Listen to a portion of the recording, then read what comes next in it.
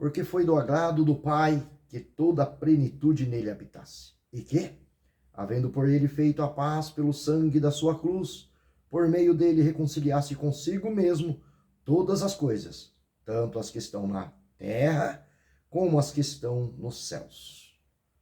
Shalom Adonai. Quero te convidar, quero te dizer que a tua cruz não é a mais pesada do que a de Jesus, que foi do agrado do Pai reconciliar com teu filho Jesus e entregar para ele também uma cruz. E essa cruz ele carregou por mim e por você.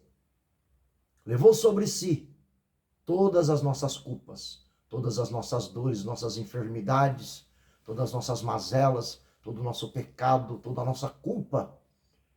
E foi do agrado de Deus, pela plenitude, encher e dar ao teu filho poderes, na autoridade do nome de Jesus. Seja você curado, seja você liberto, seja você restaurado, seja você feliz no fruto do Espírito Santo, no Deus habitando em você. Shalom Adonai, aleluia. Esta é a palavra que eu quero compartilhar, que eu quero meditar com você. Colossenses, capítulo 1, eu li o versículo 19 e 20 e quero prosseguir. Porque foi do agrado do Pai que toda a plenitude nele habitasse, e que, havendo por ele feito a paz pelo sangue da sua cruz, por meio dele reconciliasse consigo mesmo todas as coisas, tanto as que estão na terra, como as que estão nos céus. E a vós também, a mim e a você, que noutro tempo eres estranhos e inimigos no entendimento pelas vossas obras más. Agora, contudo, vos reconciliou no corpo da sua carne pela morte, para que, perante ele, vos apresentar santos e irrepreensíveis e inculpáveis, se, na verdade, permaneceis fundados e firmes na fé, e não vos moverdes da esperança do evangelho, que tendes ouvido, o qual foi pregado a toda criatura que há debaixo do céu. Amém? Vamos agora até o versículo 23. É uma palavra de reconciliação, de novidade de vida, na plenitude, porque é aqui, diz aqui a palavra. Apóstolo Paulo descrevendo a divindade de Cristo, isto é, o fato de descrevê-lo, a divindade de Cristo, ele completamente é Deus, no mais simples dos termos, e também na totalidade e a integridade de ser Deus, com todos os seus poderes e características, residem em Cristo Jesus. Vamos ler agora Colossenses capítulo 2 e versículo 9. Vamos entender se realmente Cristo é Deus. Porque nele habita corporalmente toda a plenitude da divindade. Porque nele quem? Em Jesus. Habita o quê? Corporalmente toda a plenitude da divindade. Vamos seguindo aqui.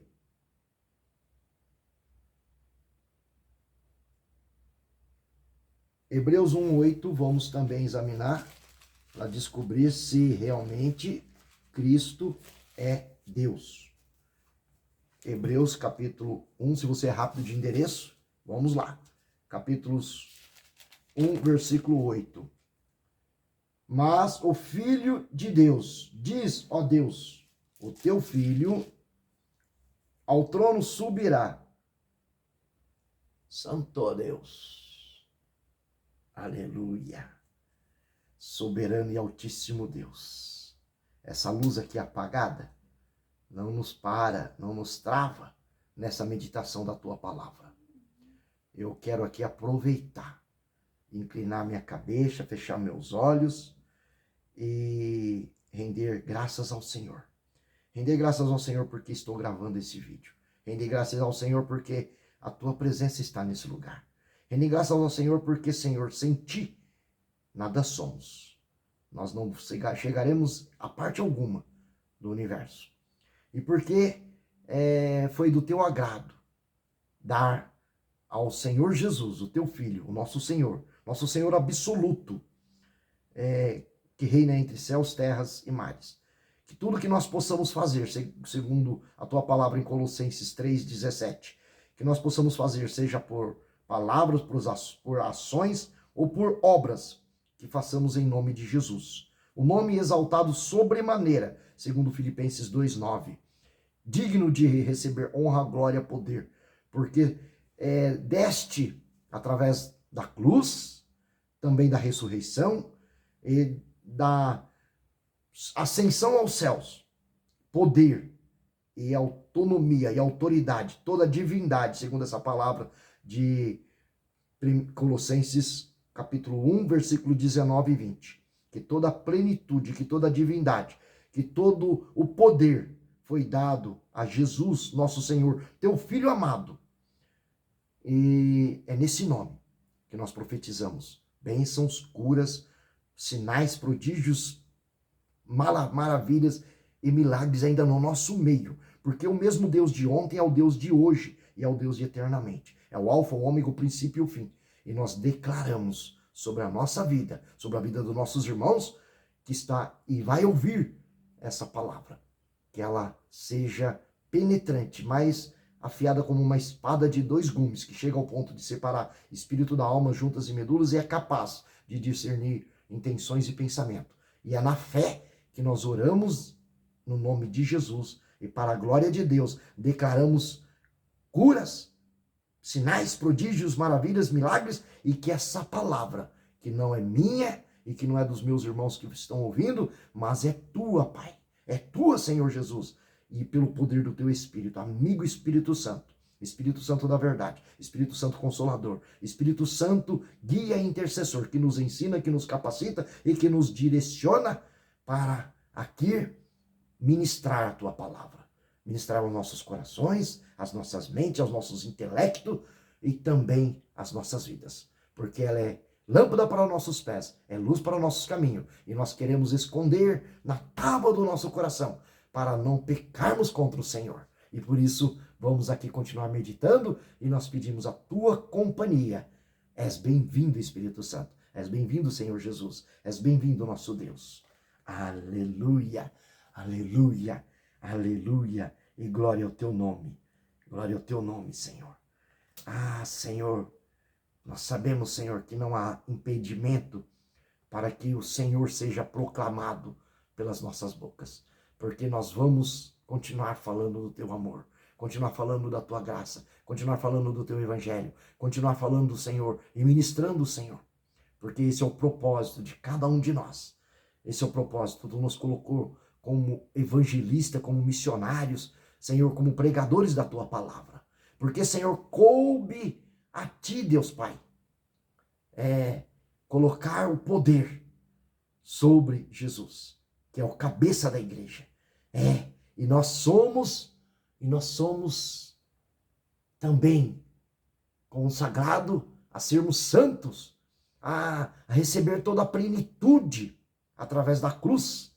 Ou seja, o que representa a cruz? A morte para o mundo. Nós morremos para as nossas vontades. Nós morremos para os nossos desejos, para as nossas paixões. Nós morremos para o pecado, assim como Jesus. E quando ali ele estava no Getsemane, quando ali ele estava, quando ele ministrava para multidões, e multidões seguia Jesus Cristo, teu Filho, nosso Senhor. Multidões seguia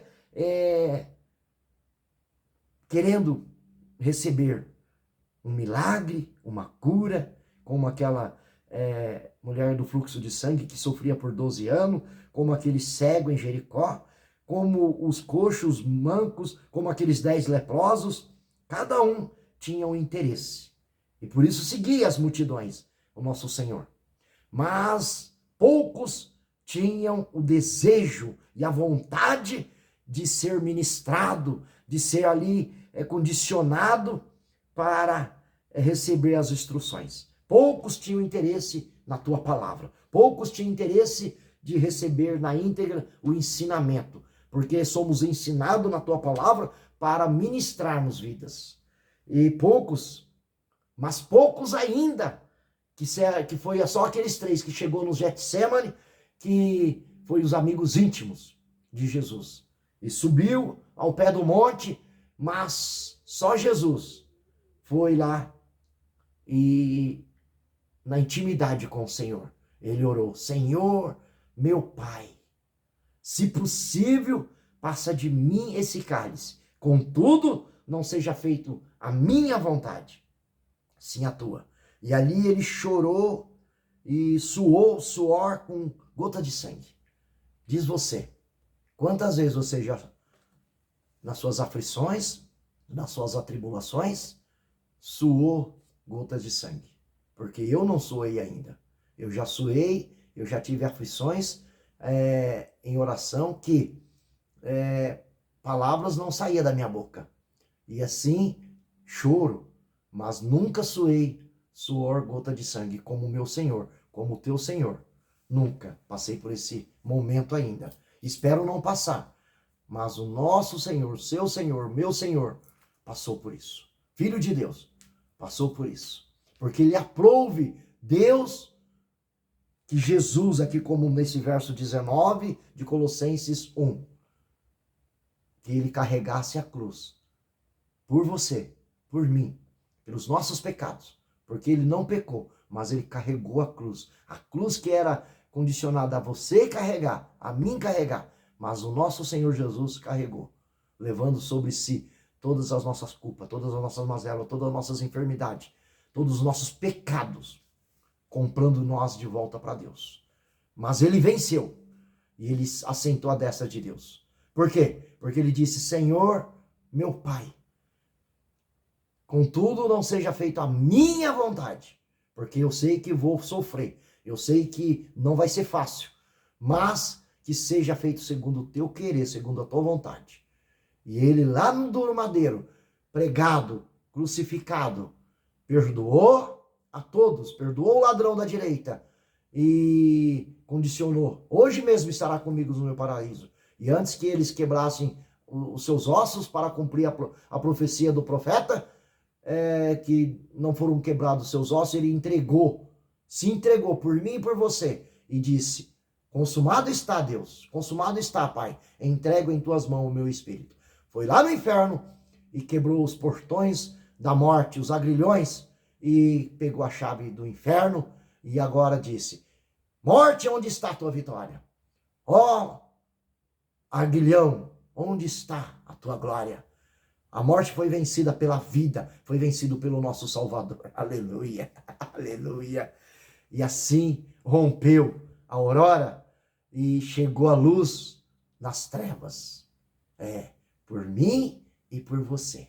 Venceu o nosso Senhor. E aqui, continuando, Hebreus 1:8, olha o que diz esta palavra. Mas do Filho diz: ó Deus, o teu trono subsiste pelos séculos dos séculos, cetro de equidade é o cetro do seu reino. Jesus vive para sempre. Jesus é rei para sempre. Jesus é Deus. É isso que diz essa palavra.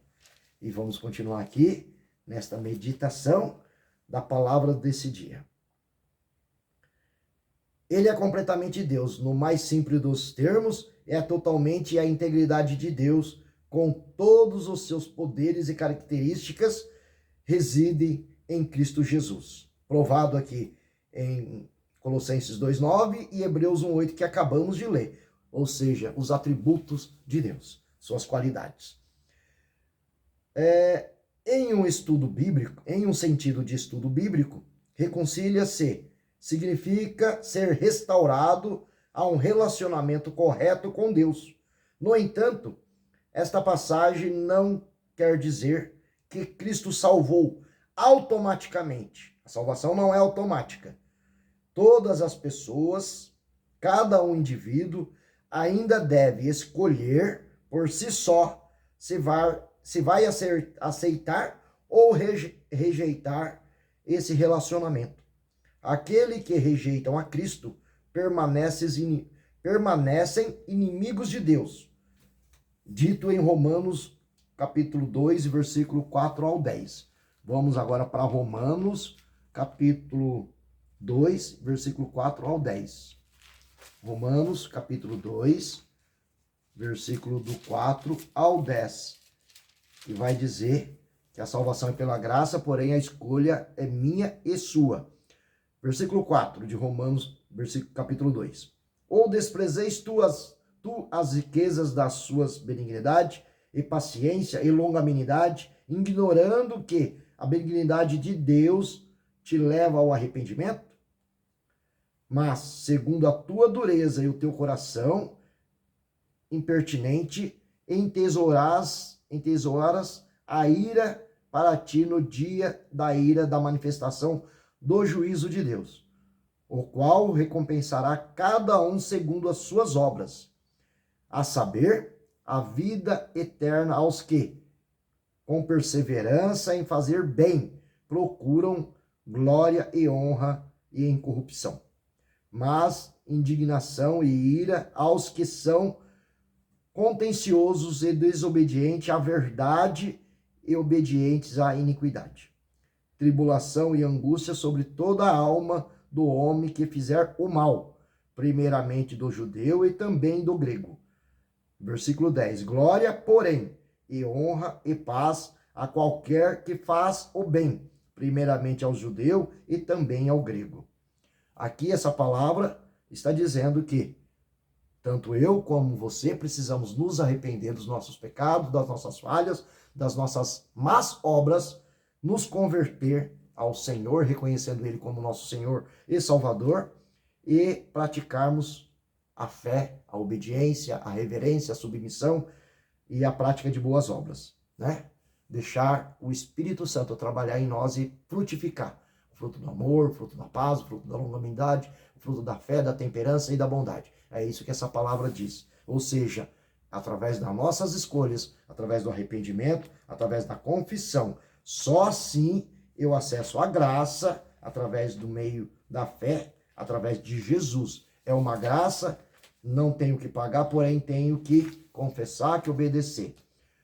Porque Deus amou o mundo de tal maneira, João 3,16, que deu teu Filho unigênito para que todo aquele que nele crê não pereça, mas tenha vida eterna. Então, eu acesso a fé, eu acesso a graça através da fé e fé em Jesus. Aqui, todo aquele que nele crê. Deus amou o mundo de tal maneira, ou seja, sem acepção de pessoa, mas eu acesso essa graça quando eu creio que Jesus é Senhor, é Deus, é Filho de Deus, confesso os meus pecados, arrependo, me submeto à tua vontade, e aí eu começo a dar passos à vida cristã, uma vida transformada, renovada e um novo início da minha vida. Um novo nascimento, uma nova identidade. É o que Romanos 10:17. Capítulo 2, do versículo 4 ao 10, nos acaba de informar. E rumam para a eternidade no inferno. Ou seja, se eu não me arrependo, eu vou para uma eternidade no inferno. Somente os que aceitam o perdão de Cristo e lhe confiam as suas vidas são reconciliados para com Deus. Do contrário, a ira de Deus está ainda em nós e são salvos. Se eu aceito o perdão de Cristo, reconheço Jesus e através das obras, né, eu sou salvo em Deus. Ou seja, a ira de Deus já não está sobre mim. Por quê? Porque eu reconheci Jesus. Quando os primeiros humanos pecaram, não apenas foi destruída a harmonia espiritual entre Deus e as pessoas, mas também vieram desordem e corrupção a toda a criação. Romanos agora, capítulo 8, versículo 19 ao 22. Vamos agora de novo para Romanos. Vamos ler o 19 ao 22. Capítulo 8 de Romanos. Vamos ler do 19 ao 22. E diz assim: porque a ardente expectação da criatura espera a manifestação dos filhos de Deus, porque a criação ficou sujeita à vaidade, não por sua vontade, mas por causa do que se a sujeitou. Não por sua vontade, mas por causa do que a sujeitou. 21. Na esperança de que também a mesma criatura será libertada da servidão, da corrupção, para a liberdade da glória dos filhos de Deus. Versículo 22. Porque sabemos que toda a criação geme e está juntamente com dores de parto até agora. Tá? O que essa palavra diz? Que fomos separados de Deus por conta da corrupção, por conta do pecado, por conta, né, do pecado de Adão, pecado de Eva, por conta da desobediência. Então Deus diz para Adão, quando Deus não confronta Adão pelo seu pecado, mas diz, Deus ele fala em Gênesis, onde está você, Adão? Né? Ou seja, para onde a tua desobediência, para onde o teu pecado te levou? Ou seja, afastou da minha presença, porque Deus tinha prazer de todo dia, na virada do dia, passear com Adão e Eva no jardim. Esse era o prazer, essa é a vontade de Deus para mim e para você até agora, que o relacionamento seja restaurado, mas só acontece quando reconhecemos Cristo Jesus como nosso Senhor, como nosso Salvador, como nosso resgatador, e é o que diz essa palavra. Quando Cristo morreu na cruz, pelos nossos pecados, possibilitou a paz entre Deus e a humanidade, restaurando a oportunidade às pessoas para que tivesse um relacionamento pessoal com Deus, pela fé em Cristo, né? Que acabamos de ler no versículo 22 de Romanos. Vamos agora para 2 Coríntios, capítulo 5 e versículo 18.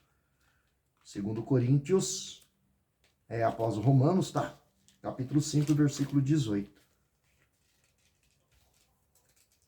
2 Coríntios, capítulo 5 e versículo 18, que está escrito: E tudo isso provém de Deus, que nos reconciliou consigo mesmo por Jesus Cristo e nos deu o ministério da reconciliação. Tá? Bíblia explica a Bíblia. Tudo isto provém de Deus, que nos reconciliou consigo mesmo por Jesus Cristo. Ou seja, eu tenho acesso a Deus, você, através do ministério da reconciliação. Eu me arrependo, me reconcilio com Deus, clamando e invocando o nome de Jesus. É o caminho, né? O nosso intercessor direto eterno. Também 1 Pedro 3,18, que vamos também examinar, está no finalzinho da Bíblia. 1 Pedro, segundo escreveu o apóstolo Pedro, capítulo 3 e versículo 18. 1 Pedro, Bíblia explica a Bíblia, e eu gosto, tá? Assim a gente não erra. Porque também Cristo padeceu uma vez pelos nossos pecados, o justo pelo injusto, para levar-nos a Deus, mortificando na verdade na carne, mas vivificado pelo Espírito. Tá? Qual é o trabalho de Cristo? Qual foi o propósito? Cristo veio, morreu por mim, morreu por você, para morrer. Aqui, ó, lê aqui de novo. Porque também Cristo padeceu para nos levar a Deus, mortificando pelo, né? Reconciliou nós com Deus, para nos achegarmos a Deus, nos achegarmos ao soberano. Então ele comprou de volta nós, mortificou, né? Ele não tinha pecado, ainda assim morreu pelos nossos pecados, porque só tinha um jeito de expiar. Lá em Levíticos, lá em Êxodo, né? Eles tinham que levar nos holocaustos quando eram pegos em pecados, né? Os 10 mandamentos. Então cada pecado tinha uma penalidade. Dependendo do pecado, era uma rolinha, ou era uma ovelha, ou era um cordeiro. Sempre tinha expiação no sacrifício no sangue. E Cristo veio pagando tudo isso. Então, quando o nosso acusador, Satanás, chega lá diante de Deus, fulano de tal, está pego em tal pecado. E aí o que acontece? Jesus chega e fala para Deus: Pai, né, porque ele assenta à destra de Deus, por esse pecado eu já morri. Basta ele se converter, basta ele se arrepender, basta ela se arrepender, e perdoado está porque eu já paguei, né, na cruz do Calvário, por esse pecado. Por esse pecado aí, Maria, por esse pecado João, por esse pecado José, né? Cristo morreu na cruz pelos meus pecados, pelos seus pecados. Mas eu preciso reconhecer, confessar, se arrepender, abandonar, e é só assim eu sou ligado de volta a Deus. Religião quer dizer ligado de volta com Deus, ligado de volta para Deus. É isso que diz essa palavra e o que diz para mim e para você.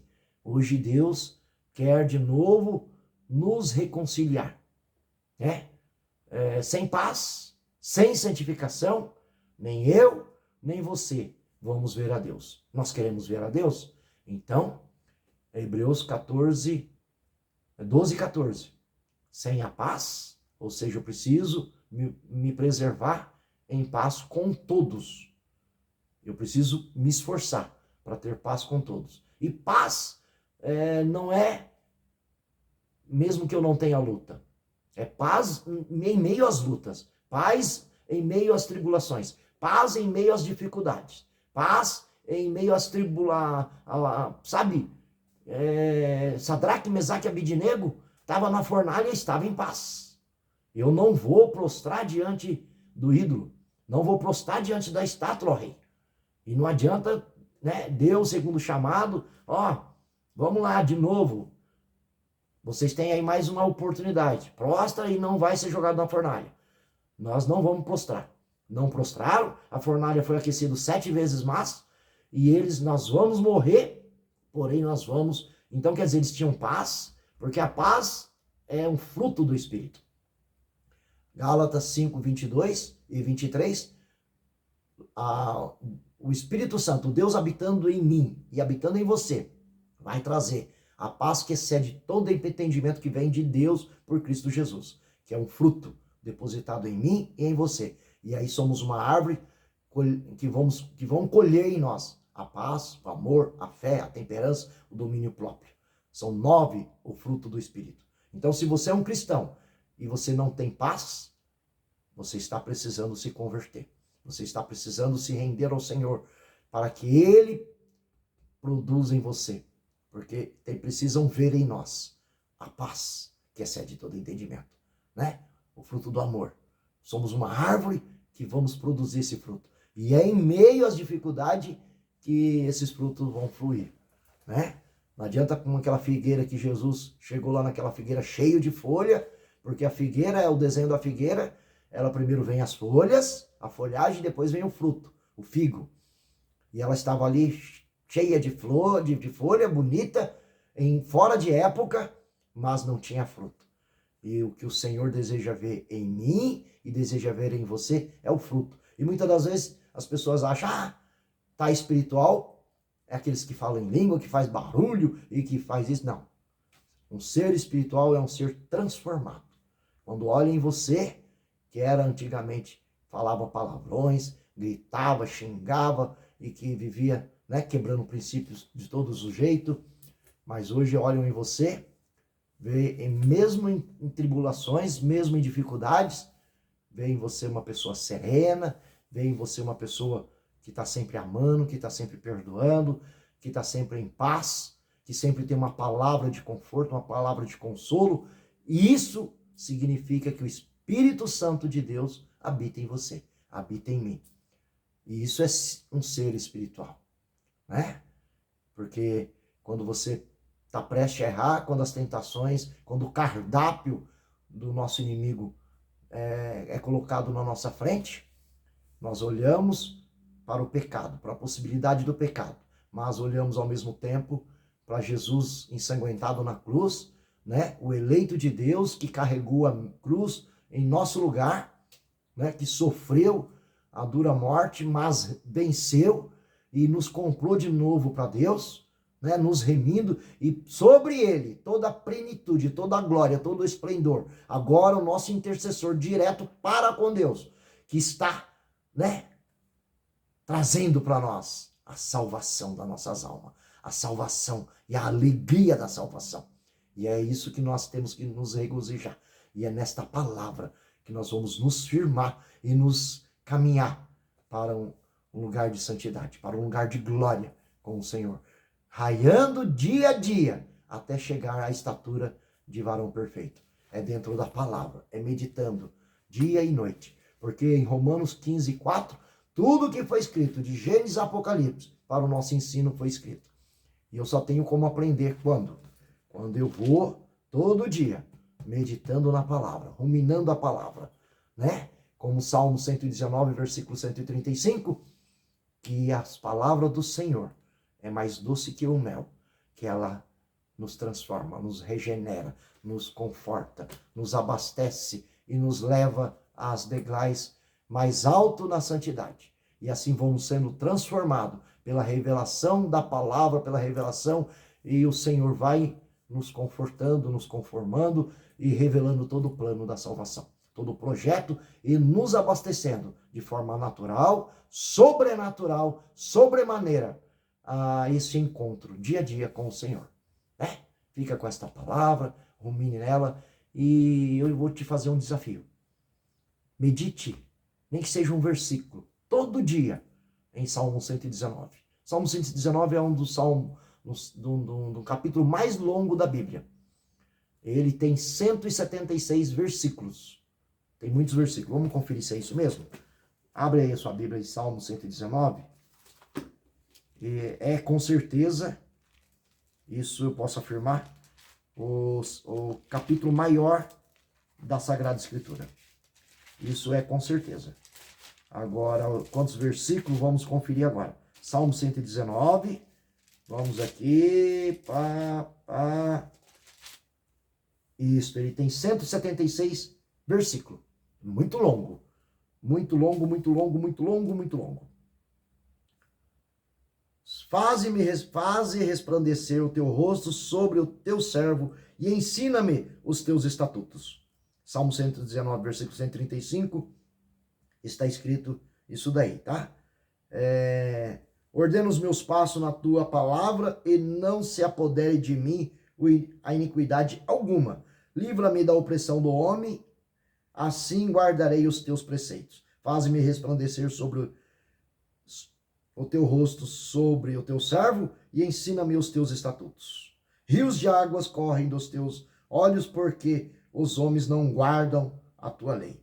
Tá? Salmo 119, se você começar a meditar, Salmo 119, 11, escondi a tua palavra no meu coração, ou seja, no lugar mais secreto, como se fosse um tesouro, né? A palavra de Deus, eu escondo aonde? No lugar mais secreto, para não pecar contra ti, meu Deus. Comece a meditar, Salmo 119, um versículo por dia, e comece a memorizar essas palavras, porque fala da palavra, fala do poder da palavra, fala de o quanto a palavra de Deus vai nos transformando, vai nos curando, vai nos libertando.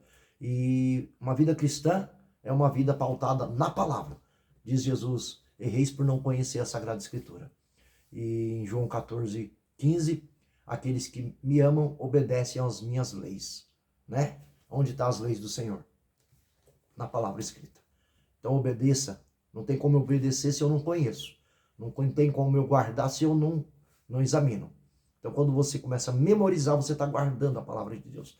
Se um dia, como no mundo, muitas das vezes estão perseguindo os cristãos, tem cristão que tem um versículo e esconde, vai em cavernas para ali meditar nesse versículo. Hoje nós temos a Bíblia de todas as formas, liberdade no Brasil para termos a Bíblia em várias versões, no celular, no computador, né, física, né? Eu mesmo aqui, acho que eu tenho as 4 Bíblias aqui, e às vezes você não examina, às vezes você não medita, né? E ela é de fato doce, mais doce que um favo de mel. Mas você precisa praticar a palavra. E só assim você vai ser liberto de todas as paixões, todas as tentações, de todas as aflições, e você vai ter um encontro genuíno com o teu Deus, com o nosso Deus. E assim, muito obrigado pela tua companhia. Jesus te abençoe. Aleluia.